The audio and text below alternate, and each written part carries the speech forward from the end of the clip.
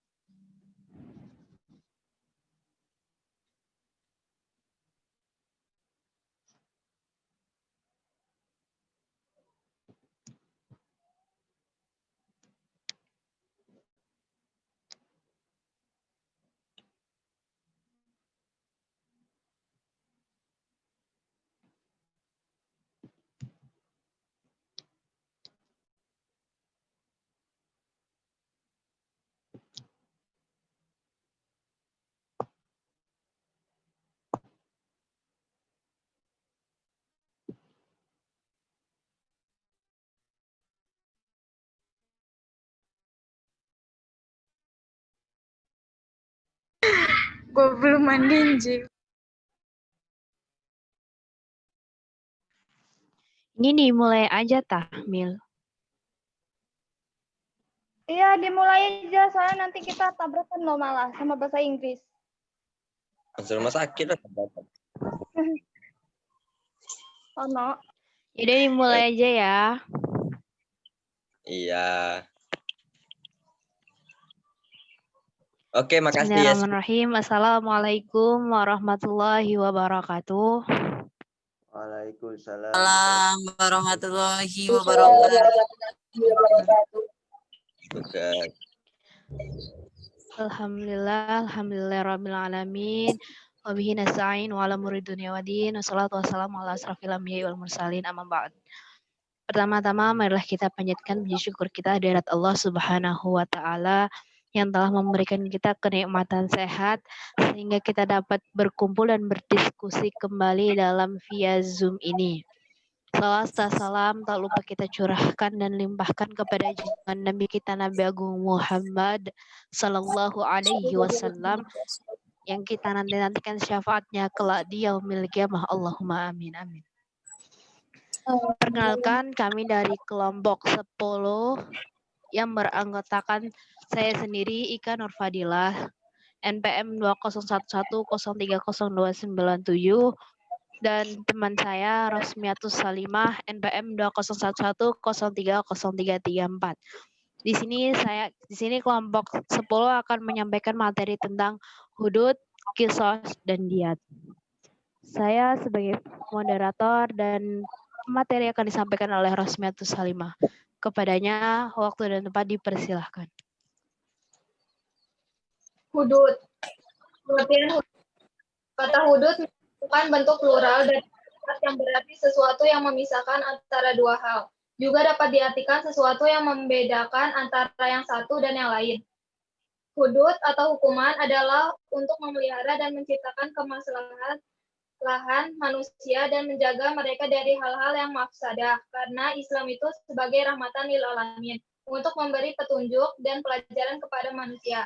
Hudud secara bahasa adalah untuk jamak dari bahasa Arab had yang berarti pencegahan, penekanan atau larangan. Dari pengertian tersebut dapat diketahui bahwa ciri khas jarimah hudud itu adalah sebagai berikut. A. Hukumannya tertentu dan terbatas. B. Hukuman tersebut merupakan hak Allah semata-mata. C. Had itu merupakan hak Allah, maka hukuman tersebut tidak bisa digugurkan oleh perseorangan atau oleh masyarakat yang diwakili oleh negara. Ruang lingkup hudud. Ruang lingkup hudud meliputi berbagai tindak kejahatan kriminal seperti A. Perzinahan, yaitu jarimah yang terjadi karena seseorang yang melakukan hubungan seksual atau hubungan kelamin di luar nikah.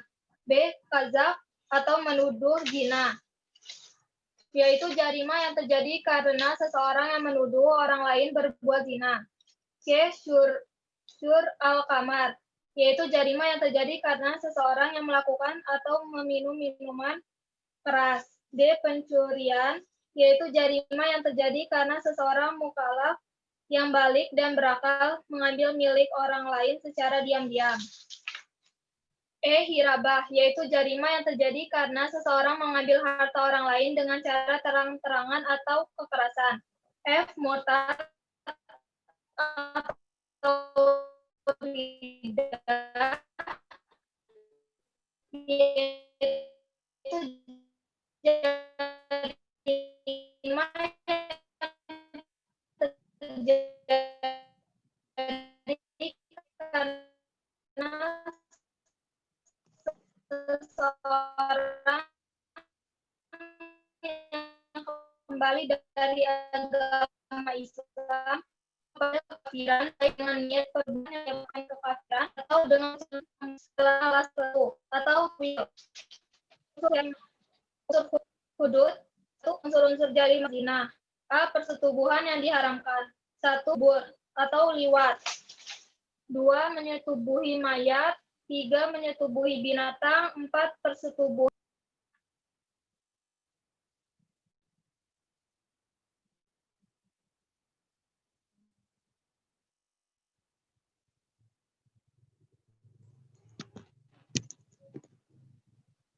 B. Adanya kesengajaan atau niat yang melawan hukum. 2. Unsur-unsur kadzab. Adanya tuduhan zina atau menghilangkan nasab. B. Orang yang dituduh harus orang yang muhsan. C. Adanya niat yang melawan hukum. 3. Unsur-unsur syur al-kamar. Asyurbu. B. Adanya niat melawan hukum. 4. Unsur-unsur pencurian. Pengambilan secara diam-diam. B. Barang yang diambil berupa harta. C. Harta tersebut milik orang lain. D. Adanya niat yang melawan hukum. 5. Unsur-unsur pemberontakan. A. Pembangkangan terhadap kepala atau imam. B. Pembangkangan dilakukan dengan kekuatan. C. Adanya niat yang melawan hukum. 6. Unsur-unsur riddah. A. Kembali atau keluar dari Islam. B. Niat yang melawan hukum. D. Pembuktian hudud. 1. Pembuktian zina. Untuk jarima zina ada 3 macam cara pembuktian, yaitu A. Pembuktian dengan saksi.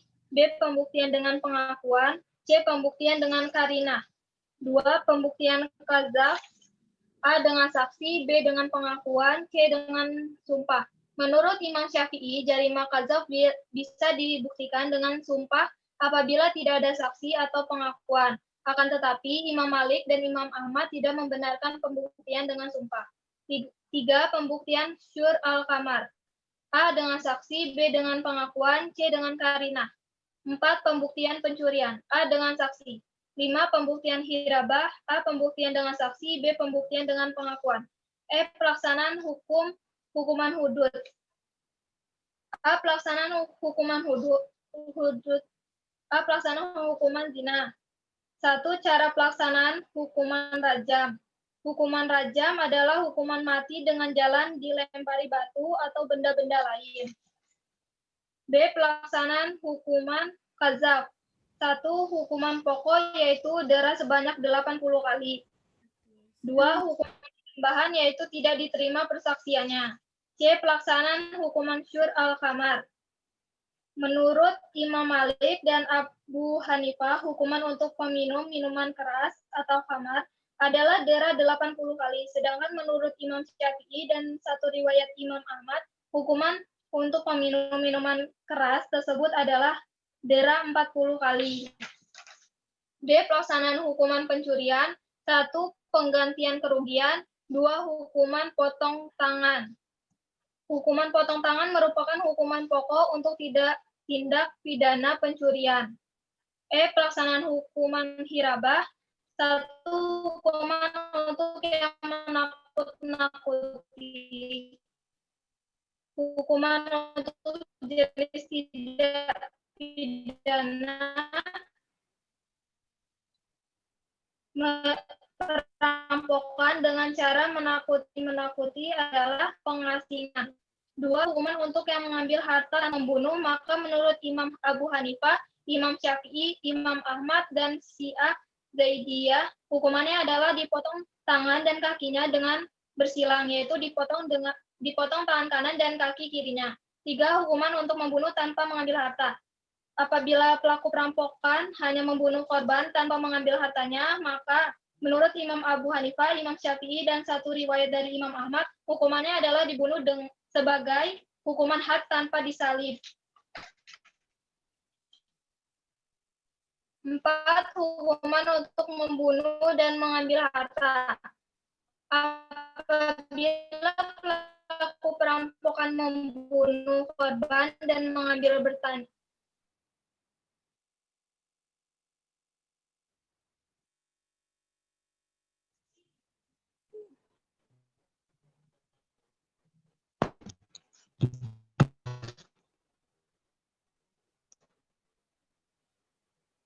Apabila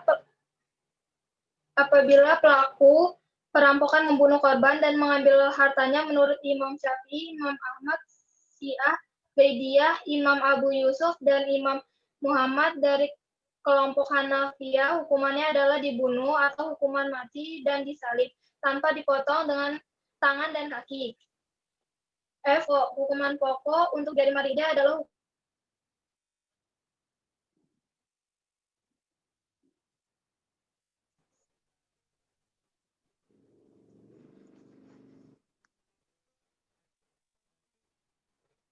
hukuman mati dan statusnya sebagai hukuman had. 2. Hukuman pengganti.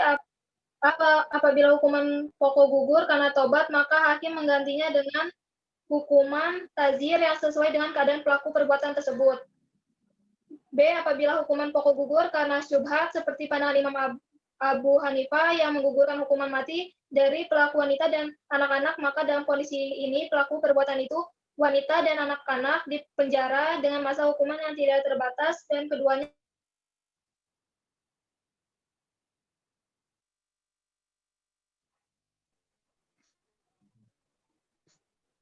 Tiga, hukuman tambahan. A. Penyitaan atau perampasan harta. B. Berkurangnya kecakapan untuk melakukan tasarruf. Qisas. Pengertian qisas. Kata qisas berasal dari bahasa Arab.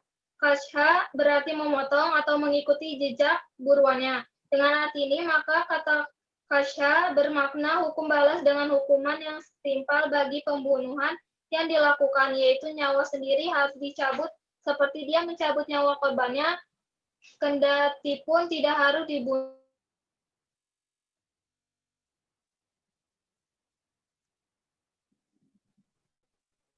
Tidak harus dibunuh dengan senjata yang sama dengan senjata dia membunuh korbannya. 2. Pelaksanaan hukuman qisas. Orang yang berhak menuntut dan memaafkan qisas menurut Imam Malik adalah ahli waris ashabah binafsi. Orang yang paling dekat dengan korban itulah yang berhak untuk itu. Menurut Imam Abu Hanifah, Imam Syafi'i, dan Imam Ahmad, orang yang berhak itu adalah seluruh ahli waris laki-laki maupun perempuan. Apabila korban tidak memiliki wali, maka disepakati ulama sultan adalah wali bagi orang yang tidak memiliki wali.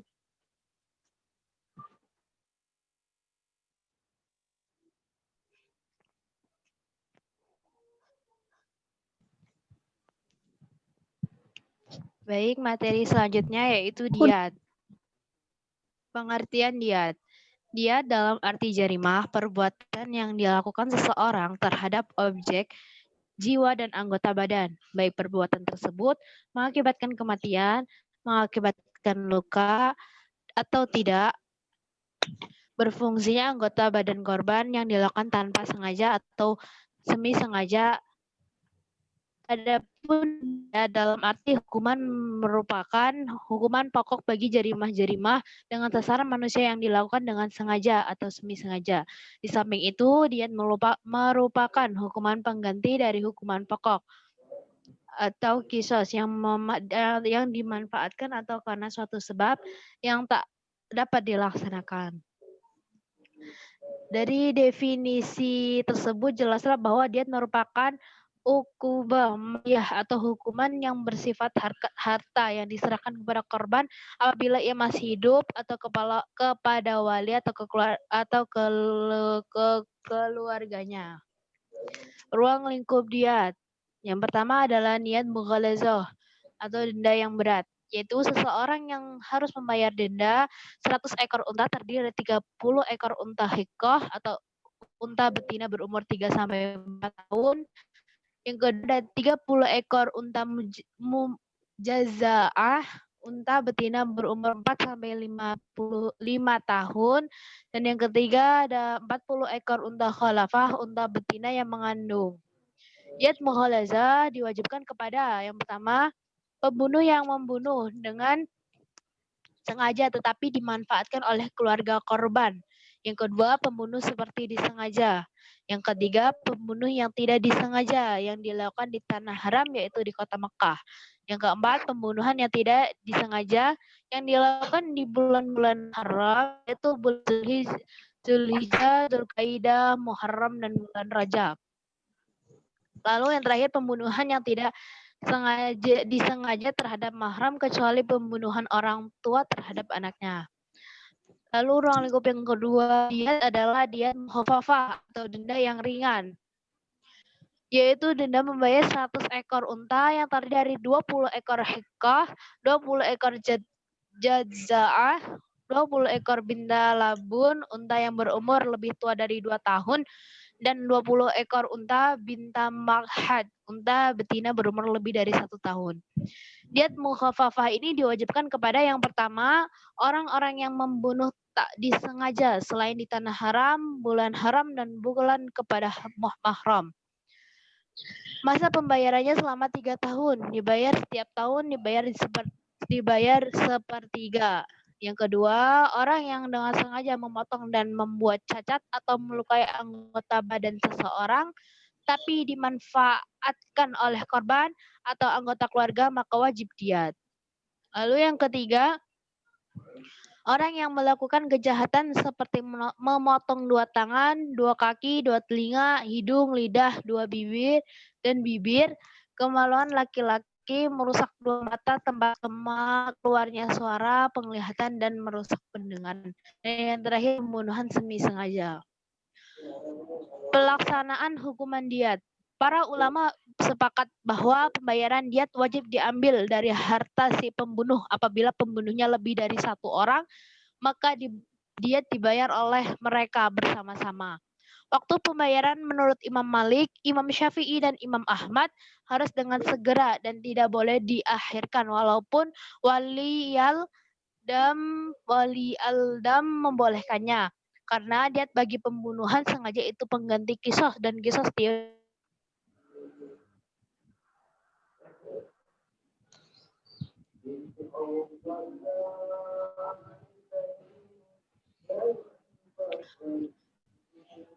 lanjut ke kesimpulannya. Hudud atau qisas.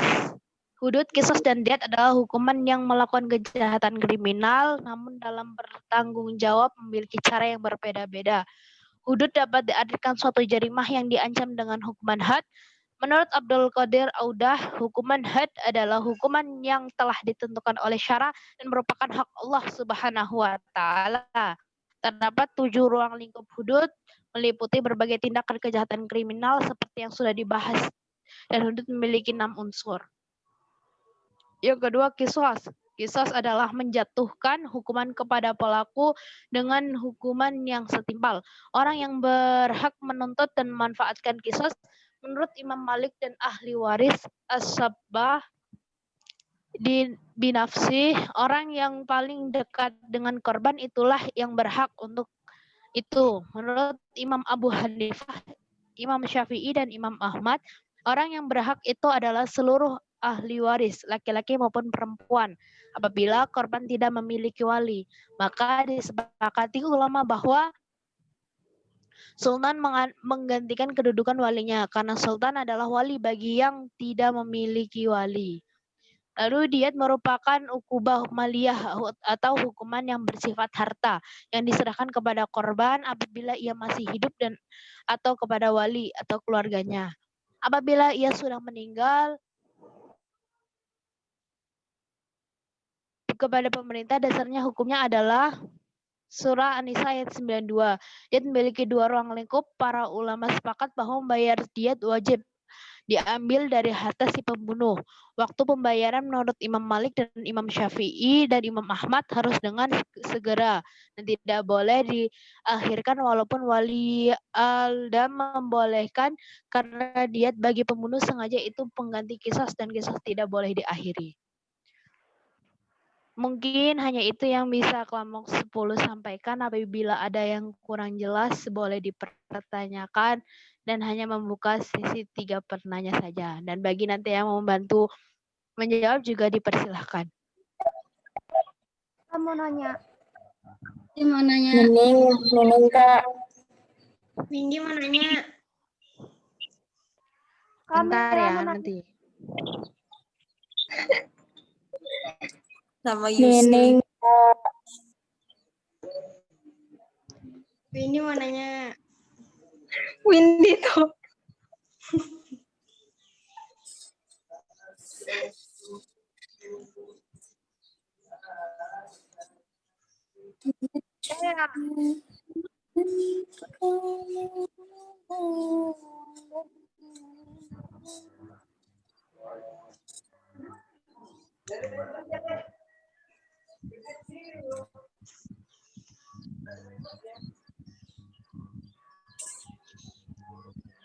Nanya nih.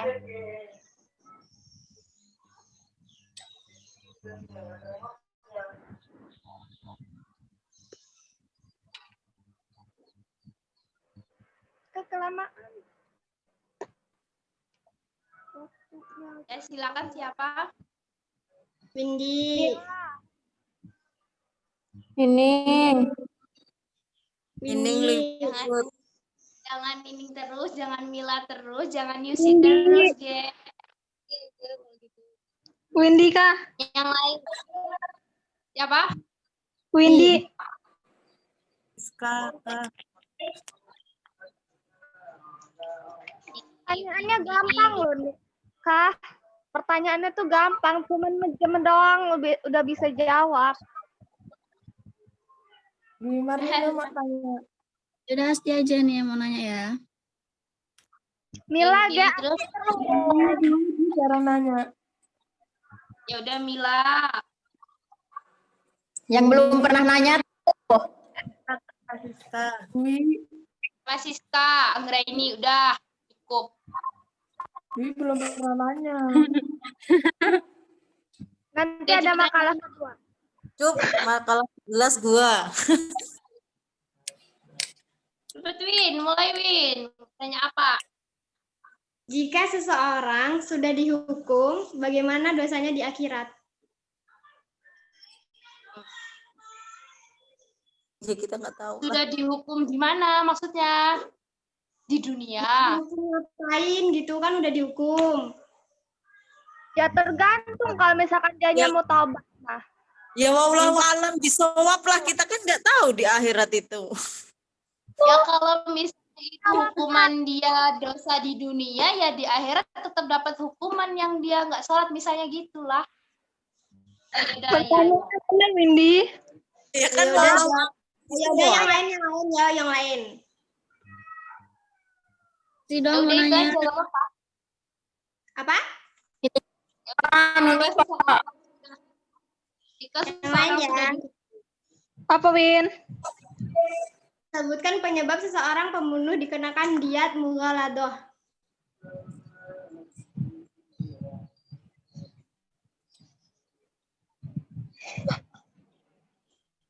sebutkan pembunuh dikatakan diat muhalazah gitu.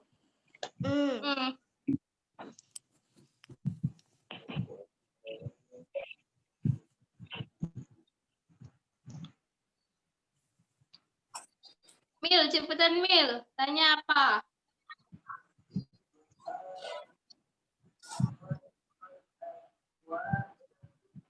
Mau nanya. Iya, udah apa? Baca dulu. Assalamualaikum warahmatullahi wabarakatuh.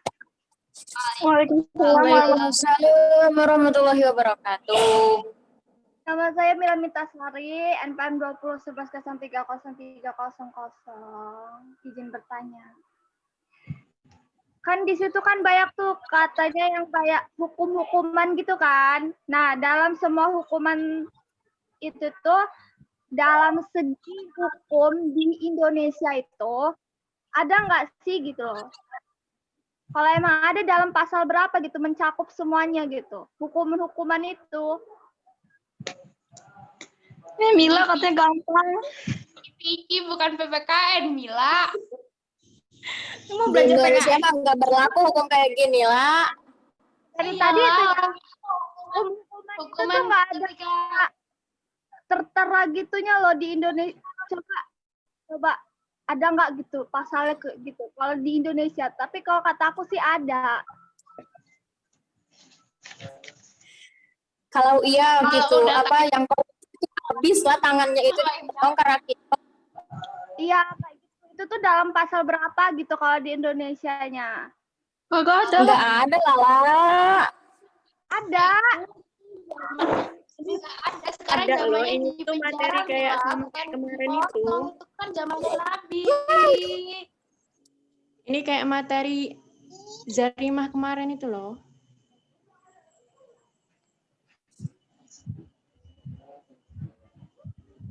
Yang lain Mila.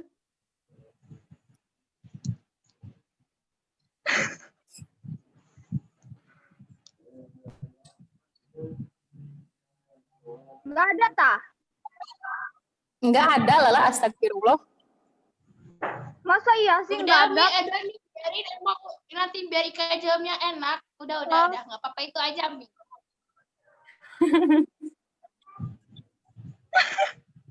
Semongko. Orang tuh, oi.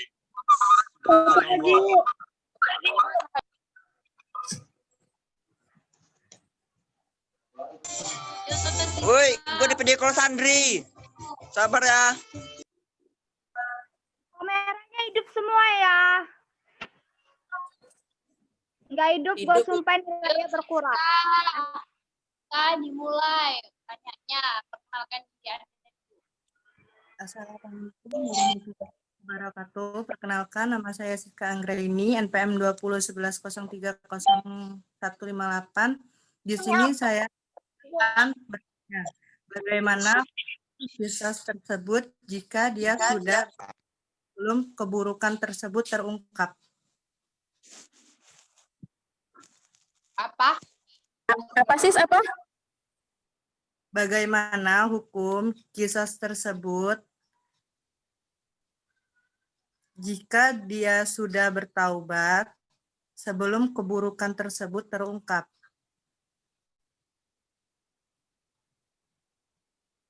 Bagaimana hukum kisah tersebut Jika dia sudah bertaubat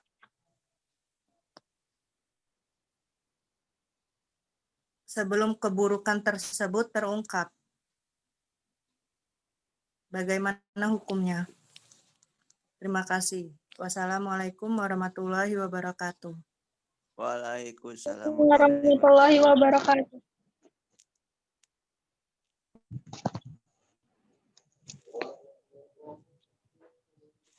Bisa nelpon. Ya nggak tahu.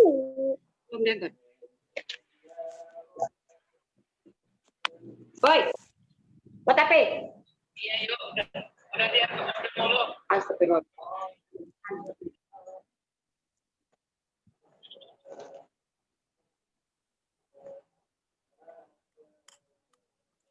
Kak boleh nanya nggak?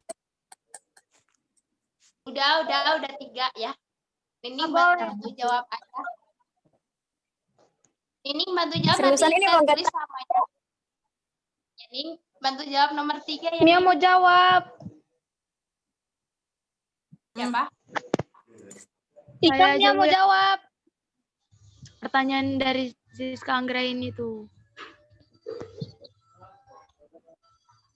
Ini nanya Ya udah. nggak tahu.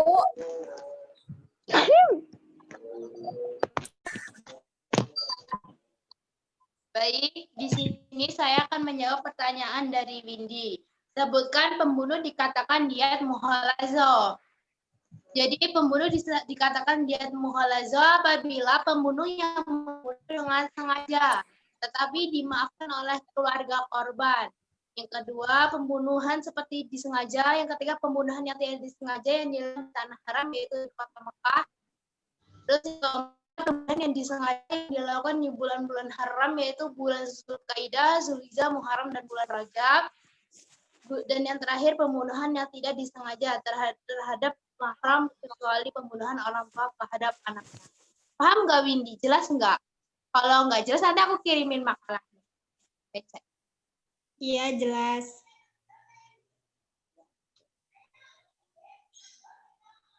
Lanjut, akan menjawab pertanyaan dari Mila Bitasari. Hukuman hudud kisos diat apakah ada pasalnya di Indonesia? Jadi kalau menurut Ika itu tidak ada, karena hukuman-hukuman ini terjadi digunakan pada zaman Nabi gitu. Dan ini kayak seperti yang di kota-kota Mekah begitu. Kalau di Indonesia nggak ada, karena sekarang jika hukuman seperti mencuri itu bukan dipotong tangan, tapi dipenjara begitu. Paham nggak? Pak ngupil si Mil, ya Allah. Ngantuk. Udah tahu jawabannya. Mia mau jawab. Gimana Mil? Jelas nggak?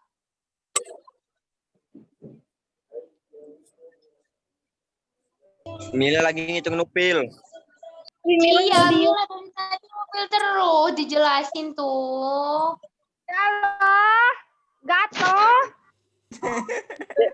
Bener ya Mila, upil ya Mila. Gue lagi ngupil. Parah bener Mil, nggak asik. Masuk YouTube Mil.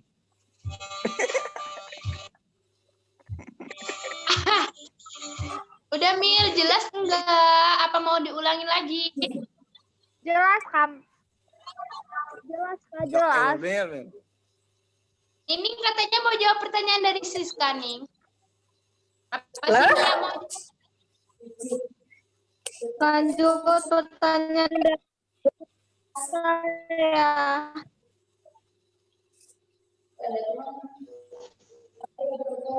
Bagai